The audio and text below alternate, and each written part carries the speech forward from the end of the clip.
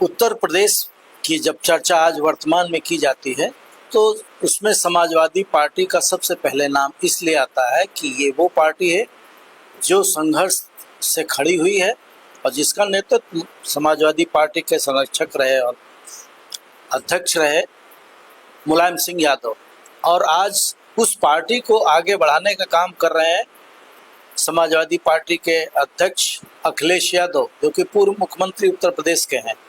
और आज समाजवादी पार्टी उत्तर प्रदेश में विपक्ष की भूमिका में है। आज समाजवादी पार्टी व्याकुल है कि 2027 कैसे आए और हम इस जंग को जीतें, क्योंकि इनकी जो पहले में आप जाएंगे लोकसभा चुनाव 24 में जिस तरीके से भारतीय जनता पार्टी को इन्होंने सबक सिखाया, वो उत्साह आज भी समाजवादी पार्टी में कायम है और इसको आगे बढ़ाने में काम कर रहे हैं। हमारे साथ में है दीपक रंजन जी, जो अच्छे प्रवक्ता हैं पार्टी के और समाजवादी पार्टी के प्रदेश के सचिव भी हैं। संगठन और प्रवक्ता का अहम रोल इसलिए है क्योंकि विपक्ष में पार्टी है और विपक्ष में जो व्यक्ति रहता है या जो पार्टी रहती है उसका लक्ष्य सीधे सत्ता तक पहुंचना होता है। और क्योंकि इस लोकतंत्र में सत्ता के माध्यम से आम जनता और समाज की हम आप सेवा कर सकते हैं, तो हम आज बातचीत करेंगे अपने दीपक रंजन जी से। हम ये आपसे जानना चाहेंगे कि ये लड़ाई जो सपा और भाजपा की उत्तर प्रदेश में छिड़ रही है, भले वो पार्लियामेंट तक लड़ाई जाती है, अखिलेश यादव आपके नेता पार्लियामेंट में उस बात को उठाते हैं, आप लोग यहाँ लाते हैं, लेकिन ये देखने में आ रहा है कि आप की समाजवादी पार्टी वो मुलायम सिंह का वो चित्र नहीं दिखा पा रही है, वो नहीं दिखा पा रही है कि आप संघर्ष के दौर में हैं। हल्ला बोल का नारा सड़कों पर नहीं दिखाई पड़ रहा है। आप ट्विटर तक सीमित है क्या? देखिए, सबसे पहले तो मैं आपसे कहना चाहूंगा आदरणीय शिवशरण जी कि समाजवादी पार्टी बहुत सत्ता के लिए लड़ाई नहीं रहती। आपने बार बार कहा ना, देखिए, लेकिन समाजवादी पार्टी व्यवस्था में सुधार चाहती है और जो भी सरकारें रहती हैं अगर वो जनता के लिए सुधार जनक काम नहीं करती है तो समाजवादी पार्टी सड़क से लेकर के सदन तक इसका विरोध करती है। और ये सही है कि अगर जब सत्ता में रहता है, कोई पार्टी सत्ता में रहती है तो कोई पॉलिसीज बनानी है, कोई अफर्मेटिव पॉलिसीज बनानी है। तो आज की तारीख में हमारा पूरा फोकस पीडीए के लिए, आज की जिस तरीके से भारतीय जनता पार्टी की जालिम हुकूमत में, चाहे केंद्र में 11 साल से इनकी सरकार हो या पिछले 8 साल से भारतीय जनता पार्टी की उत्तर प्रदेश में सरकार चल रही, लेकिन आज हमारा पीडीए वर्ग, हमारा पीडीए समाज जिस तरीके से पीड़ित और प्रताड़ित है, हम समझते हैं उसकी आवाज हम लोग लगातार उठाते रहे हैं और आगे भी हम लोग उठाते रहेंगे। और देखिए, समाजवादी पार्टी लगातार एक मुहिम छेड़े हुए, लगातार हम चाहते हैं कि आप जातिगत जनगणना क्यों नहीं कराते। अगर आप आर्थिक और सामाजिक दृष्टि से अगर आप किसी को सबल और प्रबल बनाना चाहते हैं तो आप जातिगत जनगणना करा दिए। जातिगत जनगणना अगर आप करा देंगे तो जो चीजें निकल करके बाहर नहीं आ पा रही वो चीजें निकल करके सामने आ जाएंगी। अगर आप कोई अफर्मेटिव पॉलिसीज बनाना चाहते हैं, कोई पॉजिटिव पॉलिसीज बनाना चाहते हैं निर्बल दुर्बल वर्ग के लिए, क्योंकि हम लोग लोहिया जी को मानने वाले लोग हैं। लोहिया जी ने हमेशा कहा था कि सोशलिस्टों ने बांधी गांठ, पिछड़े पावे 100 में 60। उनकी सोच थी कि जिसकी जितनी हिस्सेदारी, जिसकी जितनी भागीदारी उसकी उतनी हिस्सेदारी। तो उस पे हम लोग चलना चाहते हैं, लेकिन भारतीय जनता पार्टी की सरकार ना मालूम क्यों कास्ट सेंसस कराने से लगातार पीछे भाग रही है, क्योंकि भारतीय जनता पार्टी की सरकार वो जानती है कि अगर जब ये कास्ट सेंसस करा देगी तो इनका झूठ का झूठ और पानी का पानी इनका सामने आ जाएगा। जो जनता के बीच में उन्होंने झूठ बोल रखा है वो झूठ इनका उजागर हो जाएगा, क्योंकि ये जब जिस समाज के बीच में जाते हैं तो उसको उस समाज से जोड़ देने का काम करते हैं। जब ये जातिगत जनगणना करा देंगे, जिसका समाजवादी पार्टी पुरजोर तरीके से चाहती है कि जातिगत जनगणना हो जाए तो लोगों को उनका हकूक मिल जाए, उनका आर्थिक और सामाजिक दृष्टि से वो सबल और प्रबल बन जाए, लेकिन भारतीय जनता पार्टी देखिए नहीं चाहती। लेकिन आज की तारीख में चीजें इतनी अव्यवस्थित हो चुकी हैं, लोग इस तरीके से परेशान हैं, लोग जिस तरीके से पीड़ित हैं, बेरोजगार परेशान है, महिलाएं परेशान है। आज एनसीआरबी का डाटा कहता है कि महिला उत्पीड़न में सबसे ज्यादा नंबर 1 में अगर कोई राज्य है तो उत्तर प्रदेश का राज्य है। तो इसलिए समाजवादी पार्टी सड़क से लेकर के, और रहा सवाल देखिए नेताजी के आशीर्वाद से ही हम लोग लगातार प्रदर्शन करते हैं। हम लोग इनकी भारतीय जनता पार्टी की जो जन विरोधी नीतियां उसका हम लोग विरोध करते हैं। कल ही जो एक सेना है, उसका तो मैं नाम भी नहीं लेना चाहता, वो सेना जिस तरीके से एक दलित सांसद के ऊपर, कई बार के सांसद रहे और एक वरिष्ठ नेता के ऊपर, चूंकि वो दलित हैं, इस वजह से उनके घर पहुंच करके उनकी गाड़ियों में तोड़फोड़ की गई, उनके घरों के शीशे तोड़ गए। वो दलित नेता है तो क्या देश भारत के महापुरुषों को आप सब बोलेंगे? नहीं नहीं, देखिए, मैं इस पर नहीं जाना चाहता, और जो चीज सदन के पटल से हटा दी गई हो तो उसकी जिम्मेदारी जो है भारतीय जनता पार्टी की सरकार की, चूंकि सरकार में वो लोग बैठे हैं।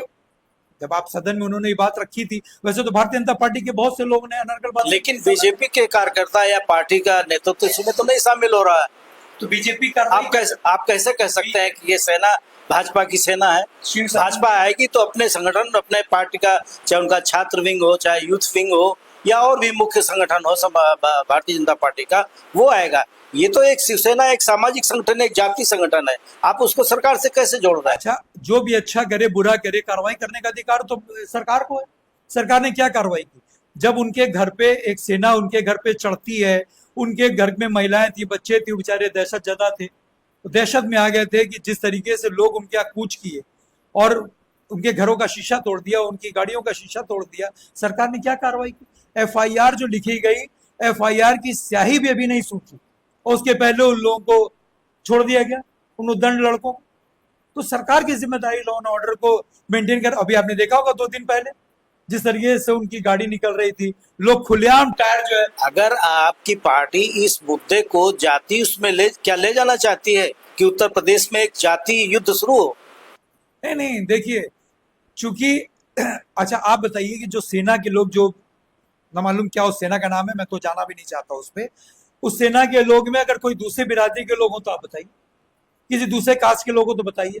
जिस महापुरुष का नाम, जिसका नाम लेना नहीं चाहते वही समाज, वही क्षत्रिय समाज, मैं बोल रहा हूँ, वही क्षत्रिय समाज 2010 में आप देखिए, मायावती की सरकार में जब रघुराज प्रताप सिंह राजा भैया के ऊपर पोटा लगा, तो ये इसी समाज ने आंदोलन किया। उस आंदोलन में मुलायम सिंह यादव, अमर सिंह सहित पूरी समाजवादी पार्टी उन क्षत्रियों के साथ उनके कंधे से कंधा मिला के खड़ी रही, और उसी का नतीजा रहा कि जब सभी जातियों ने सबको मुलायम सिंह ने जोड़ा, और 2012 में आपकी पूर्ण बहुमत की सरकार बनी।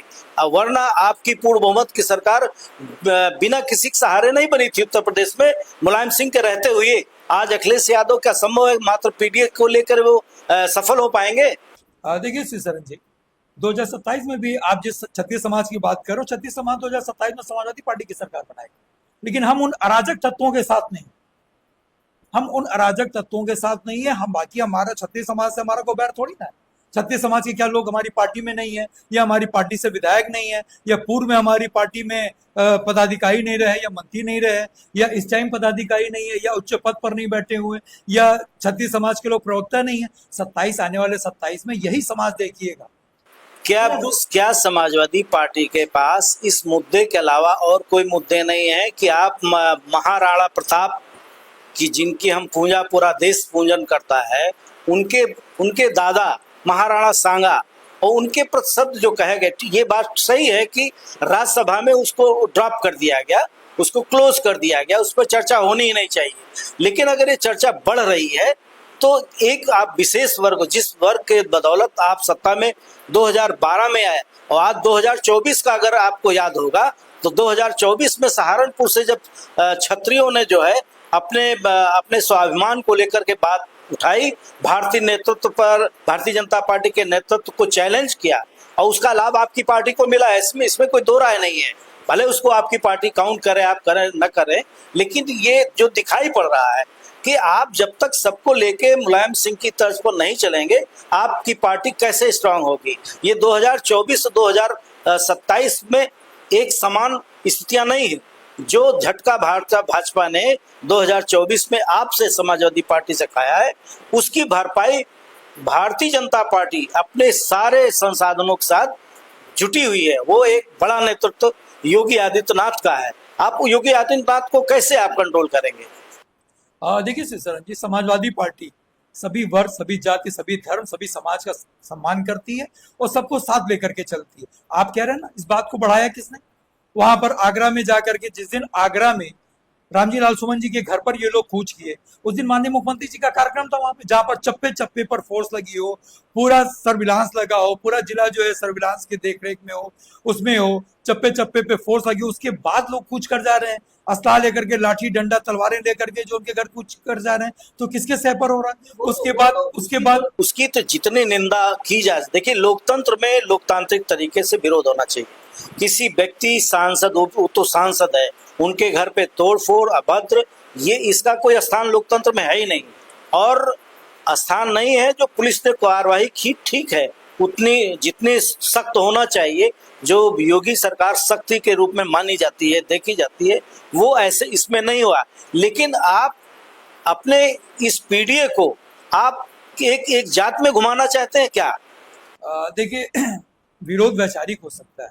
अगर उन्होंने किसी बात से कोई सहमत नहीं है, आप माननीय न्यायालय का दरवाजा खटखटा सकते थे, आप सभाएं करके लोगों के बीच में जा सकते थे, आप लोगों को जागरूक करने का काम कर सकते थे। लेकिन ये उदंडता, और अभी हालिया आपने देखा होगा जिस तरीके से उनकी गाड़ियों पे टायर फेंके गए, टायर इकट्ठे थे वहां पे, आके इतने टायर इकट्ठे कैसे हो गए? जबकि आपको मालूम है, सरकार को मालूम है कि उनके ऊपर जो है जान माल का खतरा है, ना उनको कोई सिक्योरिटी मुहैया कराई गई, और जिस तरीके से आप टायर, सड़कों पे आप टायर फेंक रहे हैं, आज उनकी जान माल को खतरा बना हुआ है। क्योंकि वो दलित समाज से आते हैं, इसलिए आप उनको इस तरीके से आप उनका उत्पीड़न कर रहे हैं, अत्याचार कर रहे हैं आप उनका। तो ये समझा जाए आपके पीडीए में ये लोग नहीं है, इसलिए आप इनका विरोध कर। किसका बात? देखिए पीडीए को लोग जो है गलत तरीके से उसको, पीडीए इसलिए बार बार आएगा क्योंकि आपके नेता और आप दिन में कितनी बार आप पीडीए पीडीए का नाम लेते हैं। लेकिन जब पहलगाम की घटना होती है और कानपुर का शुभम शुक्ला की हत्या आतंकवादियों द्वारा हो जाती है, आपकी पार्टी का कोई नेता, कोई महत्वपूर्ण नेता नहीं पहुंचता है आपकी पार्टी वहां नहीं। जबकि भारतीय जनता पार्टी का मुख्यमंत्री योगी आदित्यनाथ, भारतीय जनता पार्टी का प्रदेश अध्यक्ष और इवन विधानसभा का अध्यक्ष, वो तो खैर चलो कानपुर का है।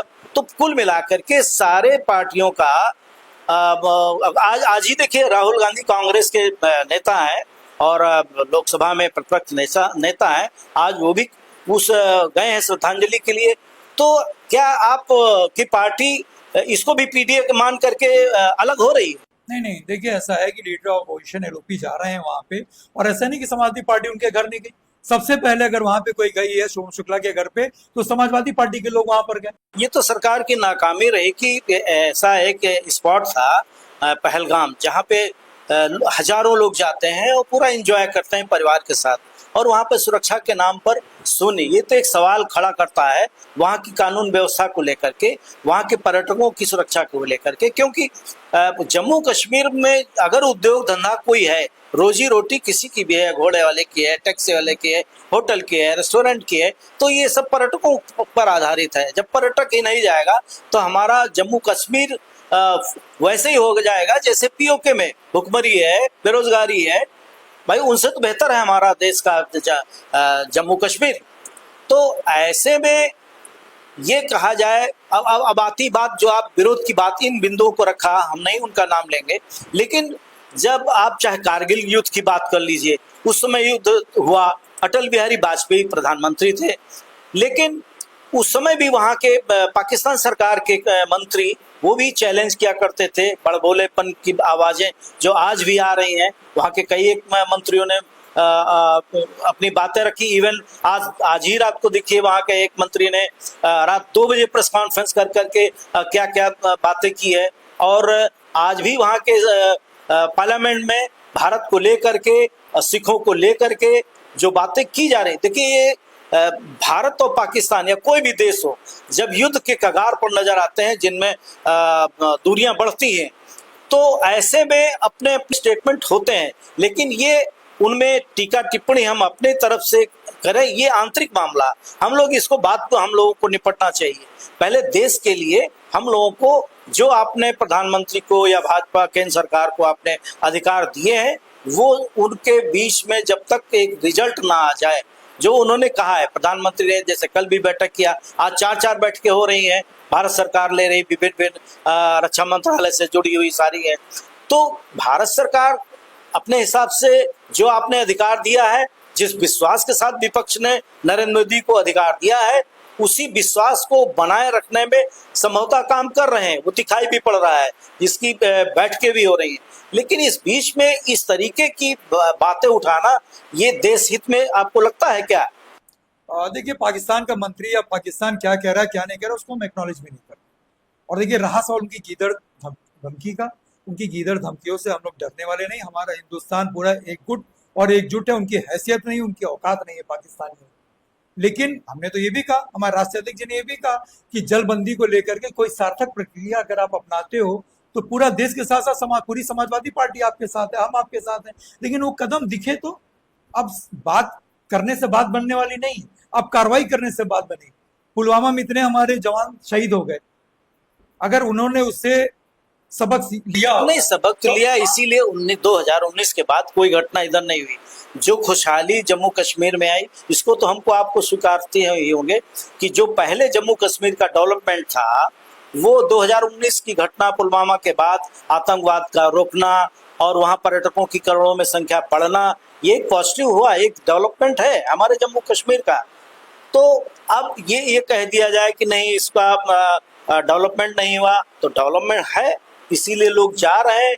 और इसीलिए ये घटना जो हो रही है, जिसका एक रक्षा विशेषज्ञ लोग मान भी रहे हैं कि ये वो है कि जम्मू कश्मीर में ये कैसे इनकी संख्या बढ़ रही है पर्यटकों की, ये नहीं बढ़नी चाहिए, भारत से कटना चाहिए जम्मू कश्मीर को, क्योंकि पाकिस्तान तो अपना ही उसको मानता है कि ये हमारा जम्मू कश्मीर है, जैसे हम पीओके को अपना मानते हैं। और रक्षा मंत्री ने बीच में कुछ समय पहले कहा भी था, राजनाथ सिंह ने, कि हम पीओके को लेके रहेंगे।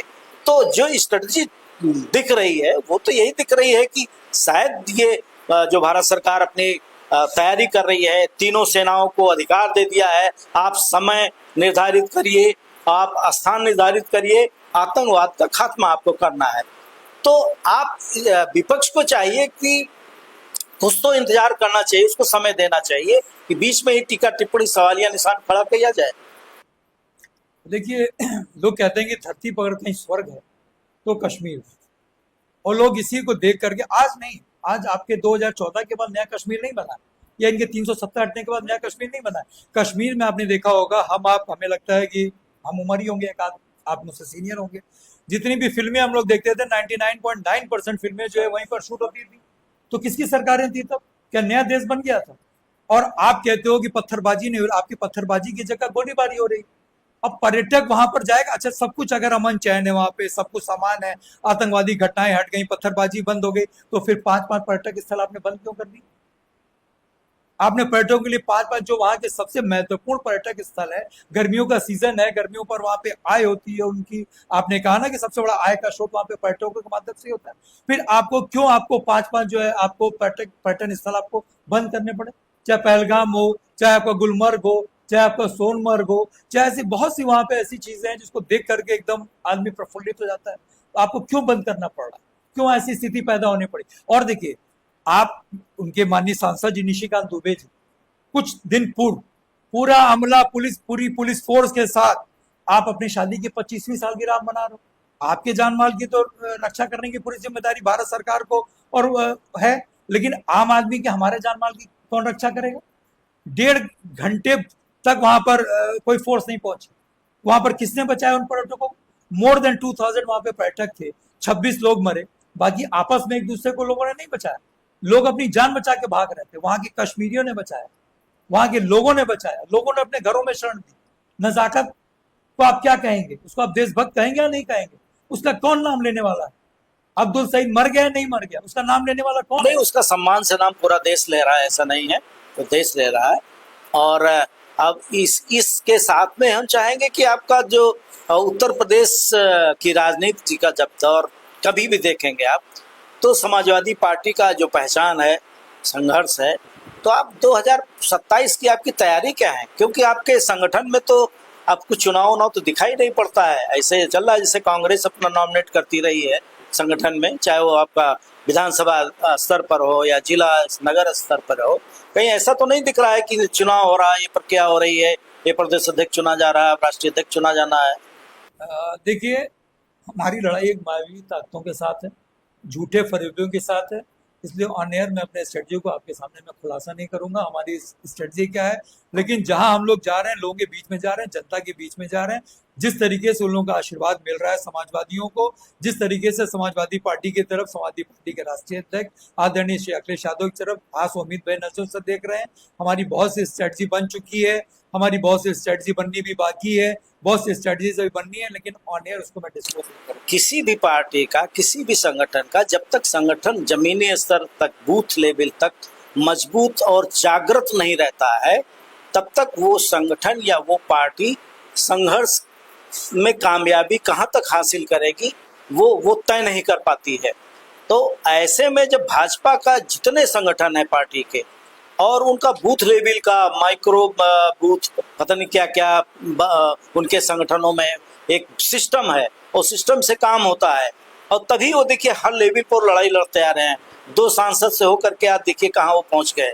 लेकिन वो समाजवादी पार्टी जिसके पुरोधा मुलायम सिंह यादव, जिन्होंने संघर्ष किया और अपने विधानसभा अध्यक्ष का ब्लॉक लेवल के कार्यकर्ता तक पहुंचने का उनका ये रहता था, लेकिन संगठन के चुनाव में जहां तक हम लोगों ने रिपोर्टिंग किया है, प्रदेश अध्यक्ष का चुनाव हो, राष्ट्रीय अध्यक्ष का चुनाव हो, उसकी बाकायदा सम्मेलन के साथ पूरा खुले मंच पर सब सारी रहा। लेकिन इधर ये इस दौर में आप देख ले रहे हैं, आपकी समाजवादी पार्टी में लोकतांत्रिक व्यवस्था का जो एक चित्र दिखना चाहिए, जब वो नहीं दिख रहा है, तो आप सत्ता की लड़ाई 2027 में कैसे आप विजय पाएंगे उस पर? आपने ये तो देखा, लेकिन आपने ये भी देखा होगा कि 64 से किस तरीके से 32 पर आ गए। 64 हुआ करते थे ना ये शायद, और आज की तारीख में जस्ट हाफ हो गए। तो कैसे आ गए? जब इनका माइक्रो बूथ और हर तरीके से जो है ये देखते थे और बहुत माइन्यूटली ऑब्जर्व करते थे, सारी चीजें थी, तो जस्ट हाफ कैसे हो गए ये? उनका मानना है, उनका कहना है, हम 2017 में आए, हम 2019 में आए, हम 2022 में आए, हम 2024 में उत्तर प्रदेश को छोड़ के और सब कहीं आ गए। तो जैसे हम आए थे वैसे हम फिर 27 में आ रहे हैं। उनका तो ये तर्क जा रहा है। 303 से सीधे 240 पे आए। इनकी पूर्ण बहुमत की सरकार भी नहीं है, बैसाखी की सरकार है। 2 लोगों के बैसाखी पर टिके हुए हैं ये। कब बैसाखी जो अपनी खींच लें और कब इनकी सरकार धड़ाम से गिर जाए, शायद इनको भारतीय जनता पार्टी के लोगों को भी नहीं पता होगा कि कब इनकी सरकार डगमगा जाए।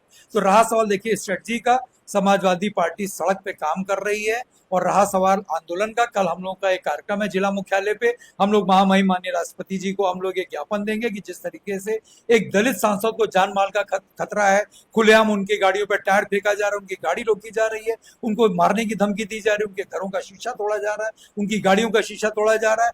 तो कल हम लोग सड़क मार्ग से जाकर के जिला मुख्यालय हम लोग जाएंगे और कलेक्टर के माध्यम से हम लोग जो है महामहिम राष्ट्रपति जी को हम लोग ज्ञापन देने का काम करेंगे।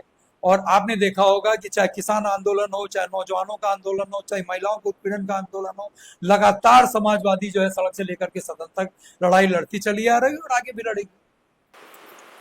आज हमने जो बात किया, समाजवादी पार्टी के हमारे प्रवक्ता और उत्तर प्रदेश के सचिव संगठन में देख रहे हैं जिम्मेदारी दीपक रंजन जी हमारे बीच में। आज हम लोगों ने वर्तमान स्थिति को देखते हुए विभिन्न पहलुओं पे बात की, और मैं दीपक रंजन जी का बहुत बहुत आभार प्रकट करता हूँ। धन्यवाद।